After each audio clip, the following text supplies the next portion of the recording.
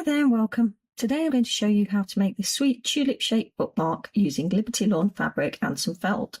The materials you'll need will be the printed template, which is available on my website and the link is in the description, some lightweight cotton or Liberty Lawn for the flower, some coordinating felt for the backing. I use 2 different colours, some sharp scissors, a needle and thread, plus a fabric glue stick, or alternatively you can use something like heat and bond light if you want to do raw edge applique. Step 1 is to prepare your shapes. Print out your template and then transfer those shapes either onto stick paper, freezer paper, or a paper backed adhesive like heat and bond light if you're doing raw edge applique. Cut out the shapes neatly. Step 2, cut your fabrics. Cut 2 of the backing pieces in felt, the same size as the template. For the flower shapes, place the templates onto the right side of your chosen fabric. If you're using freezer paper, make sure that you place the shiny side onto the fabric and gently press with a warm iron. Don't ever iron the shiny side, it will stick to your iron. I use sticker paper personally, so I just printed it directly onto the sticker paper and stuck it down. For the raw edge option, transfer the template onto the paper side of the heat and bond light.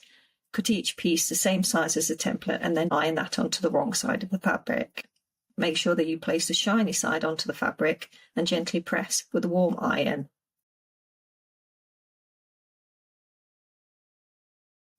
For turned edge applique, leave yourself a small allowance all the way around the edge of the flower shapes.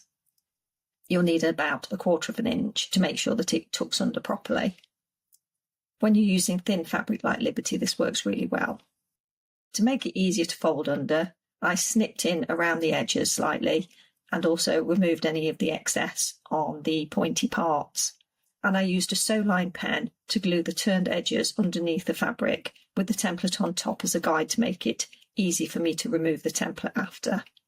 You can of course put the paper template on the wrong side of the fabric and leave the paper in place or remove it afterwards using a slit in the back of the felt, and that would be the traditional way, but I just find this way a little bit easier because when the template's on top it's much easier to remove.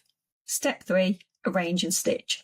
Position your felt backing on your work surface and lay the tulip pieces on top as shown in the template. Pin or lightly glue them so that they don't shift, and if you're using raw edge applique, remove the backing from the heat and bond light and just iron the pieces in position. Start with a stem, then add the leaves and finally the flower. Sew around each piece with a running stitch or a tiny blanket stitch, whichever you prefer.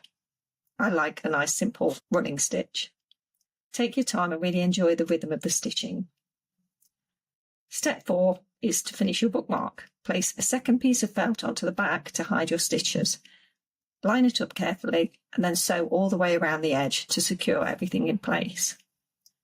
Trim any uneven edges and your handmade bookmark is then ready to slip into your favourite book or send in the post to a friend. And that's it, a simple Liberty Lawn applique project that adds a splash of spring to your reading time. If you enjoyed this video, remember to give me a thumbs up and subscribe.